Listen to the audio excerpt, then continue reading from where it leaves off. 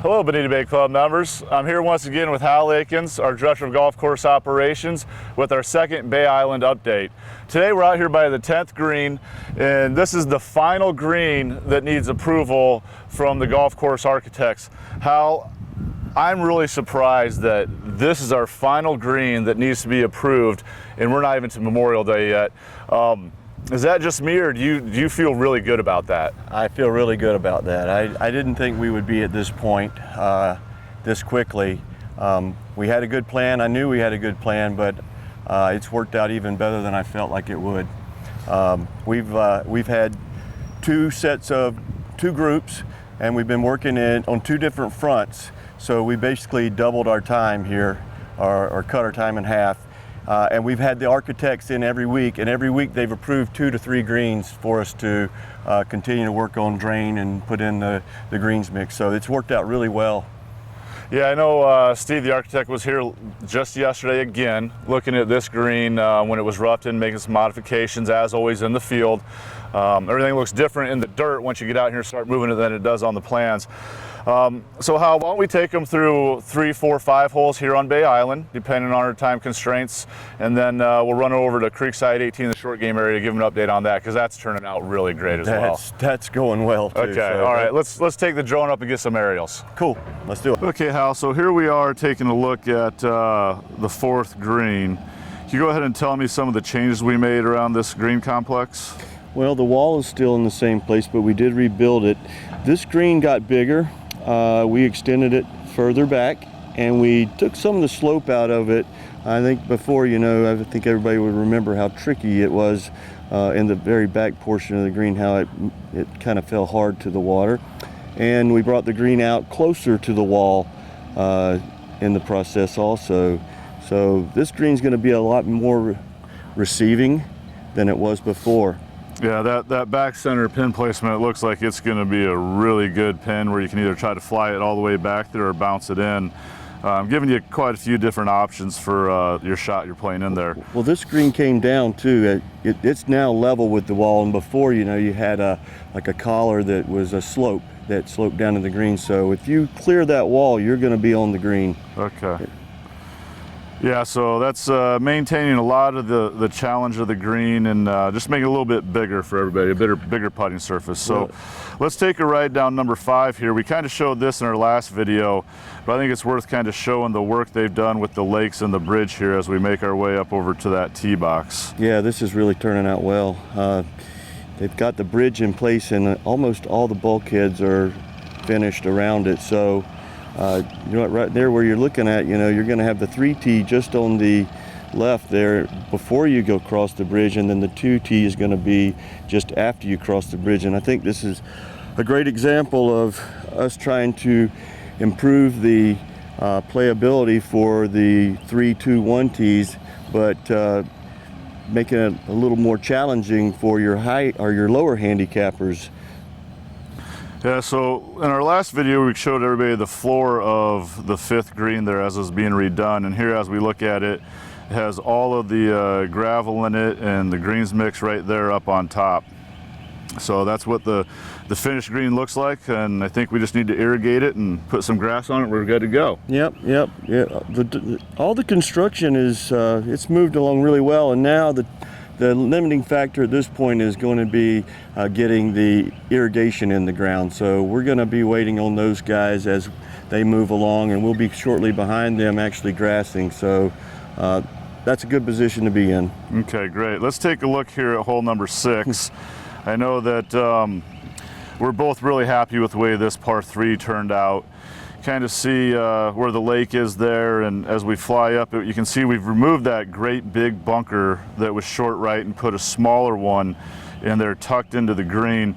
Tell us some of the changes we made on this green complex to make this hole a little bit more user-friendly while still keeping all the challenges in it. Well, this is one of those that you didn't really expect it to turn out as well as it did, but it turned out, I think, this is going to be one of our better golf holes out here.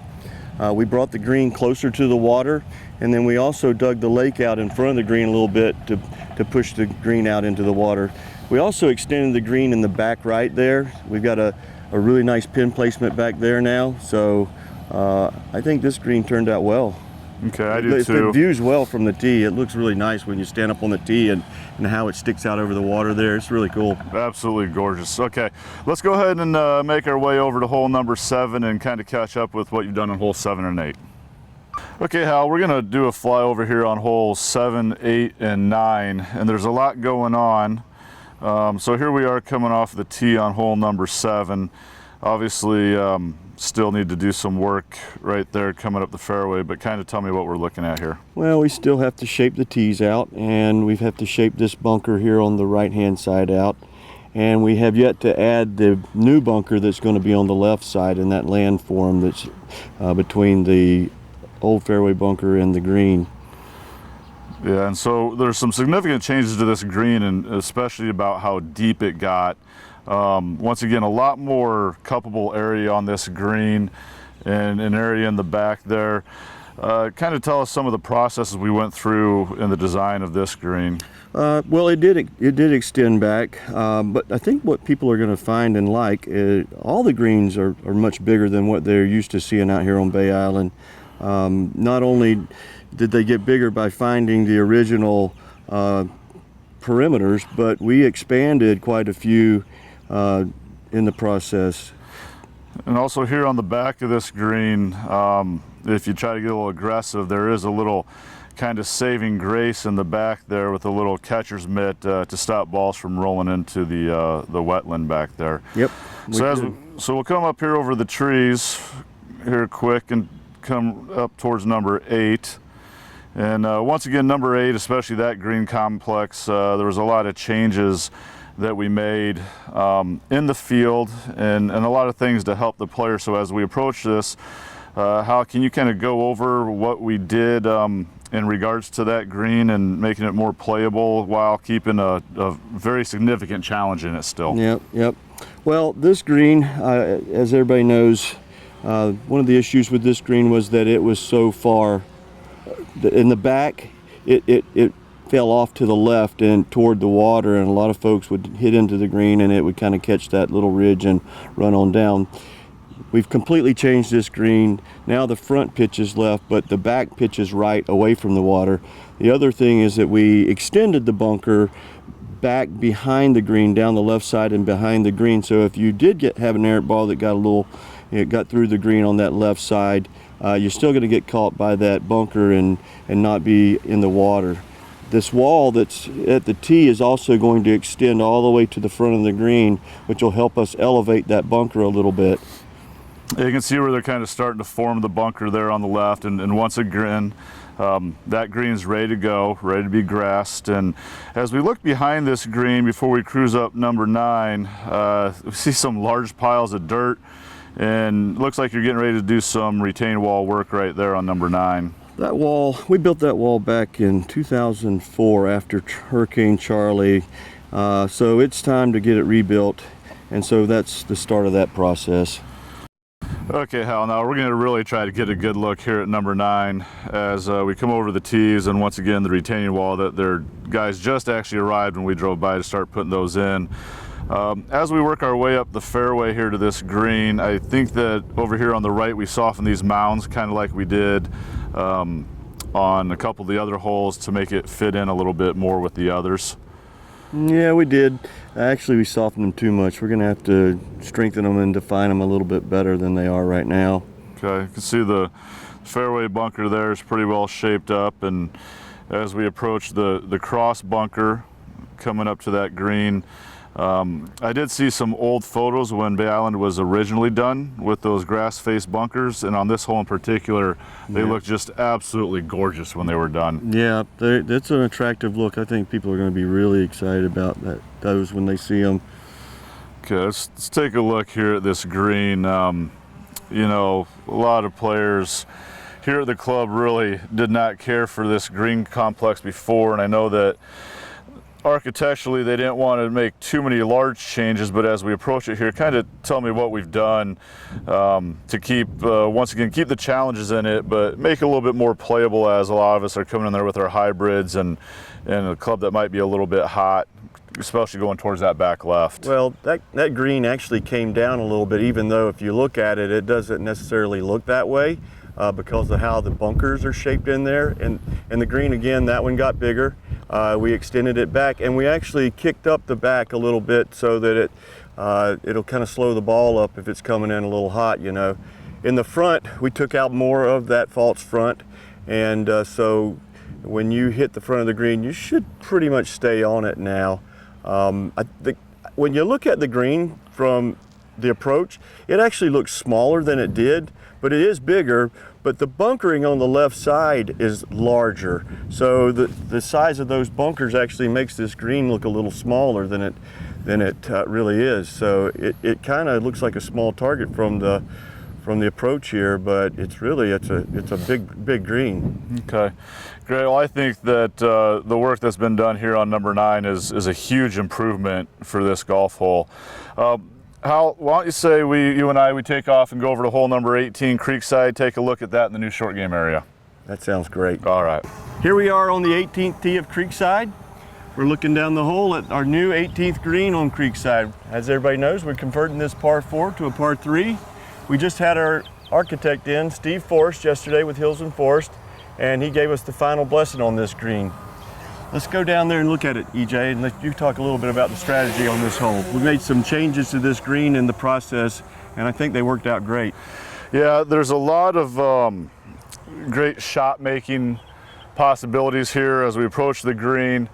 I think that the shot value that the architect has put into this is just phenomenal. As we approach the green, it is a shallow green. It's pretty big left to right. And in the front left, we have a bunker that's still going to get shaped over to the left just a little bit more there. And then behind that bunker, if the pin's on the left, you have a little bit of a backstop, and the green is deeper back in the left. Then if you look at the right side here, once you cover the marsh, you're just going to have a slight slope on the face there. Once again, that right side of the green is a little bit bigger than in the center, and then behind that area is a bunker. So if you have to cover an obstacle like a bunker coming in, you have a little bit more green behind it. And on the front right, if you challenge a pin that's on the back right, that's going to bring that bunker into play. So this green certainly came out really nice. There's quite a bit of movement in it. The architects really wanted to make sure that the putting surface, with it being the 18th hole, was going to have quite a few challenges. Yeah, so this green's been blessed by those folks, and now we're ready to put in our drainage and finish it off. So let's look at the rest of the practice area. Okay, as we take our way up, you know, I think that this is another just phenomenal job by you and the crew.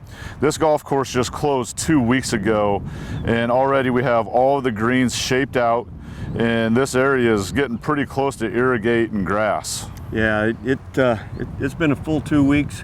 We had to bring some dirt in and kind of build this up, but it worked. It went well, and we're almost there. We've got just a little bit more to do as far as the shaping is concerned, but all these greens that we're looking at here are ready to be built now. They've been okayed by our architect, so we're good to go here. So the process is going to continue to move along fairly quickly, I hope. Okay, so one of the things when we were designing this short game area with the architects was to make sure that we had ample opportunity to practice all the golf shots you would see on our golf courses, bump and runs, hitting our hybrids from off the green, bunker shots, slightly elevated, slightly downhill, as long as flat chip shots and pitch shots. So let's start at the bottom left here, Hal, with this main green. It's pretty long. It's not as wide as a lot of greens, but I think this is what we're going to be considering the warm-up green, mostly with the driving range just to the left of it as we look at it, and people probably walk up, hit a couple chip shots, pitch shots, and bunker shots before they go out there. Yeah, we think this one's going to get the most activity, so we tried to make it a little bit bigger to accommodate more folks. Yeah, and so as you see, as you look up to the top left at that green, you can't see it real good from the aerial, but there's a little grass hollow in there, so you can practice hitting up to an elevated green, and that'll be a rough cut there. Over to the top right, you can see the 18th green that we used to use, and we haven't really touched that too much. You can see it's white. That's been aerified and top dressed, so that a little value engineering there no need to rebuild a perfectly good green. Nope, we kept that one in place so we could save a few dollars. Yeah, and so that bunker is going to wrap all around that green, which creates a variety of shots.